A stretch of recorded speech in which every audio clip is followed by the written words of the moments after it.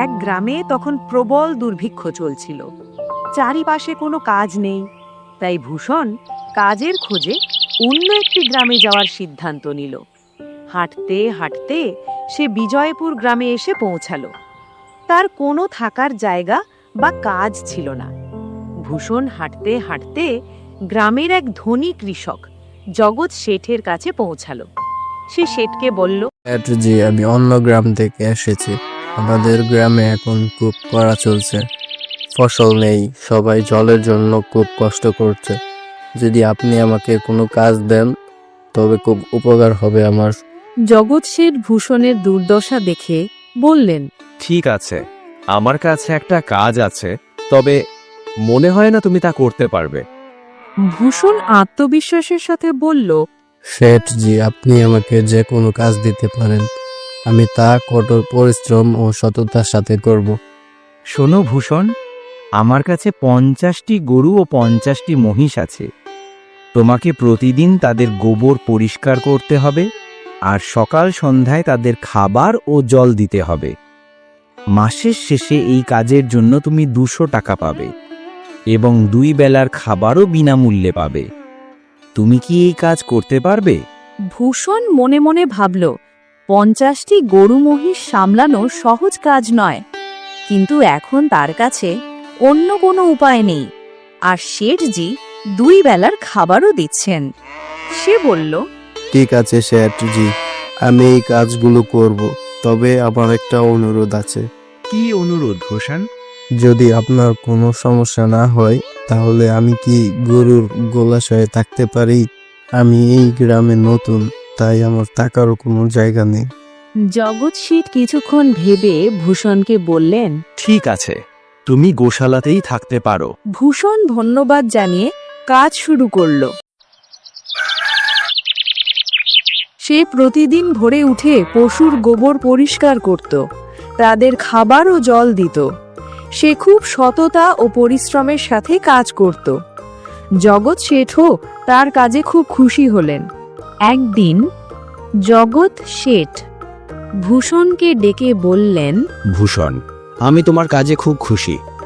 তুমি গরু মহিষের ভালো যত্ন নিচ্ছ, তাই দুধের মান ও পরিমাণ দুটোই বেড়েছে। আজ থেকে আমি তোমার মাইনে বাড়িয়ে 400 টাকা করছি। কিছুদিন পর ভূষণের কাছে বেশ কিছু টাকা জমা হয়ে গেল। সেই টাকা দিয়ে সে নিজের জন্য একটি ছোট ঘর বানিয়ে নিল। এখন সে কাজ শেষে নিজের ঘরে গিয়ে ঘুমাতো।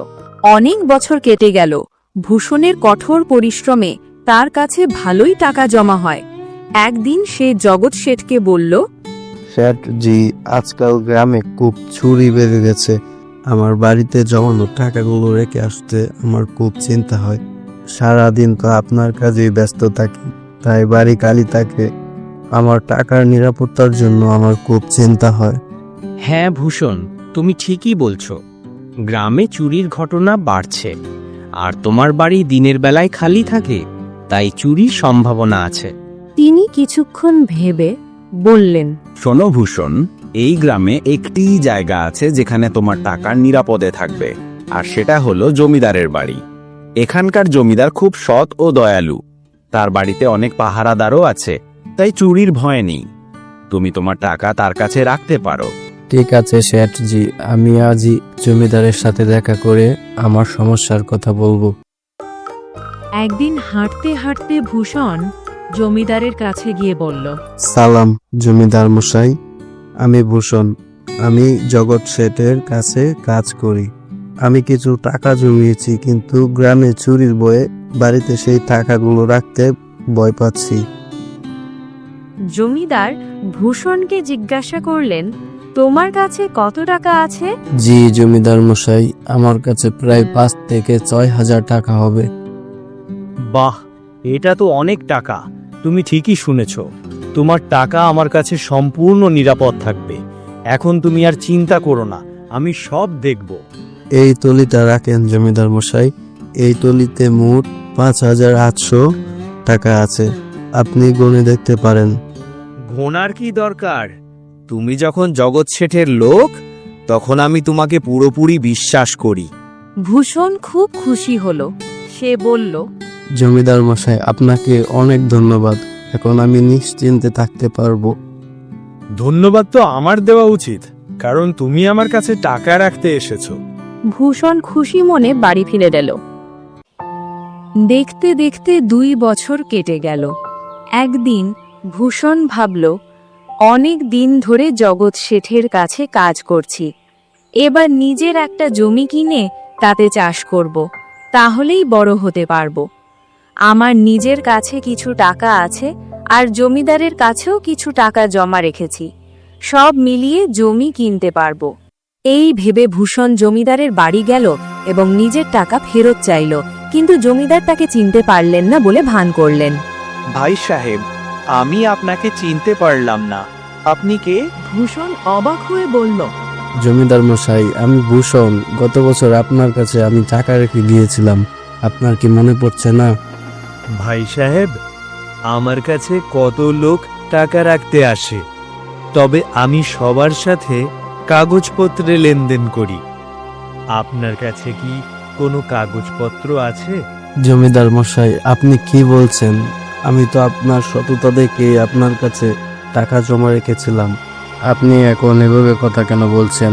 আপনি আমার টাকা আমাকে ফিরিয়ে দিন, আমি চলে যাব।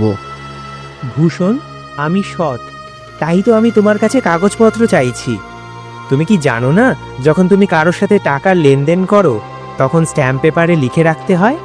তুমি গ্রামের যে কাউকে জিজ্ঞাসা করতে পারো।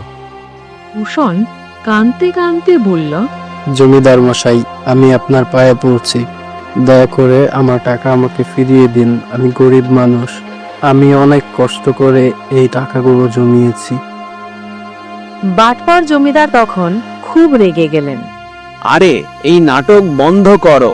মনে হয় তুমি কোনো ভণ্ড আর আমার সততার সুযোগ নিয়ে টাকা নিতে এসেছো। দাঁড়া, তোকে এখন একটা শিক্ষা দিচ্ছি। বাটপার জমিদার তার লোকদের ডেকে ভূষণকে মারতে বললেন। একে মারো, যতক্ষণ না সে অজ্ঞান হয়। এই সামান্য মানুষ আমার সততা নিয়ে প্রশ্ন তুলেছে। জমিদারের লোকেরা ভূষণকে খুব মারল, এরপর তাকে তাড়িয়ে দিল। ভূষণ দুঃখ নিয়ে বাড়ি ফিরে গেল। তার সারা শরীরে আঘাতের চিহ্ন ছিল। 2 দিন সে আঘাতের ব্যথায় কাজ করতে যেতে পারল না। পরের দিন জগৎ শেঠ ভূষণের খবর নিতে তার বাড়িতে গেলেন। তিনি দেখলেন ভূষণ খাটে শুয়ে আছে আর খুব চিন্তিত। ভূষণ ভাই, তুমি 2 দিন কাজে আসনি, তোমার শরীর ঠিক আছে তো? কোনো সমস্যা হয়েছে কি? শেঠজি, আপনি এসেছেন কেন? আপনি খবর পাঠালে তো আমি নিজেই চলে যেতাম। ভূষণ, তোমাকে দেখে অসুস্থ মনে হচ্ছে। কি হয়েছে তোমার? ভূষণ সব ঘটনা জগৎ শেঠকে খুলে বলল। জমিদারের কাছে আমি টাকা রেখেছিলাম, কিন্তু সে এখন 1টি টাকাও ফেরত দিচ্ছে না। সে একজন লোভী মানুষ, লোকদের ঠকাচ্ছে। আমি যখন তার কাছে টাকা চাইতে গেলাম, তখন সে তার লোক দিয়ে আমাকে পিটিয়ে তার বাড়ি থেকে বের করে দিয়েছে। আরে বাবা, এ তো খুব খারাপ ব্যাপার। আমি তো জমিদারের ব্যাপারে ভালোই শুনেছিলাম। আমি জানতাম না যে সে এত খারাপ। তাই তো ভাবি, প্রতি বছর তার সম্পত্তি এত বাড়ে কিভাবে। ভূষণ, আমাকে ক্ষমা করে দাও। আমি তোমাকে জমিদারের কাছে টাকা রাখতে বলেছিলাম। এই ভুল আমারও। না শেঠজি, আপনি তো আমার ভালোই চেয়েছিলেন। এটা তো জমিদারের লোভ। আমার মনে হয় না আমি আর কোনোদিন ওই টাকাগুলো জমিদারের কাছ থেকে ফেরত পাবো। ভূষণ, আমার কাছে একটা বুদ্ধি আছে, যার সাহায্যে আমি তোমার টাকা তোমাকে ফিরিয়ে দিতে পারি। তিনি ভূষণের কানে কানে সবটা বললেন। ঠিক আছে শেঠজি, হে আল্লাহ, যেন এই বুদ্ধি কাজে লাগে। পরের দিন জগৎ শেঠ একটি সুটকেসে অনেক টাকা ভরে নিজে জমিদারের বাড়ি গেলেন। জমিদার শেঠকে দেখে খুশি হয়ে বললেন, আরে জগৎ শেঠ, আজ আপনি নিজে এসেছেন। এটা আমাদের সৌভাগ্য যে আপনার মতো ধনী মানুষের পা আমাদের বাড়িতে পড়েছে। জমিদার মশাই, আপনি আমাকে লজ্জিত করছেন। আসলে আমি কিছু মাসির জন্য অন্য রাজ্যে ব্যবসা করতে যাচ্ছি। আমি প্রায় 500 টাকা এনেছি। আমার ভয় হচ্ছে এই টাকাগুলো চুরি হয়ে যেতে পারে। আপনি কি এই টাকাগুলো নিজের কাছে নিরাপদে রাখতে পারবেন? আপনার ছাড়া আমি আর কাউকে বিশ্বাস করতে পারি না। জমিদার আনন্দে আত্মহারা হয়ে বললেন, আরে জগৎ শেঠ, এ তো কোনো কথা নয়। আপনার টাকা আমার কাছে সম্পূর্ণ নিরাপদ থাকবে। আপনি নিশ্চিন্তে ব্যবসা করতে যেতে পারেন। মনে মনে ভাবলেন, এবার তো বড় মাছ জালে পড়েছে, এমন সুযোগ বারবার আসে না। ঠিক তখনই ভূষণ সেখানে এসে উপস্থিত হলো। আরে ভূষণ, তুমি? ভালোই হলো তুমি এসেছো। আমি তোমার কাছেই যাচ্ছিলাম। আমাকে ক্ষমা করো, সেদিন তোমাকে চিনতে পারিনি। আমার কাছে এত লোক আসে যে একটু ভুল হয়ে যায়, কিন্তু আমি আমার কথা রাখি। দাঁড়াও, তোমার সব টাকা এখনই তোমাকে দিয়ে দিচ্ছি। জমিদার ভূষণকে তার ৮,৮০০ টাকা ফেরত দিয়ে দিলেন। ভূষণ, আমাকে ক্ষমা করে দিও। আমার লোকেরা সেদিন তোমার সাথে দুর্ব্যবহার করেছিল। আজই আমি তাদের কাজ থেকে বের করে দেব। ভূষণ কিছু না বলে সেখান থেকে চলে গেল।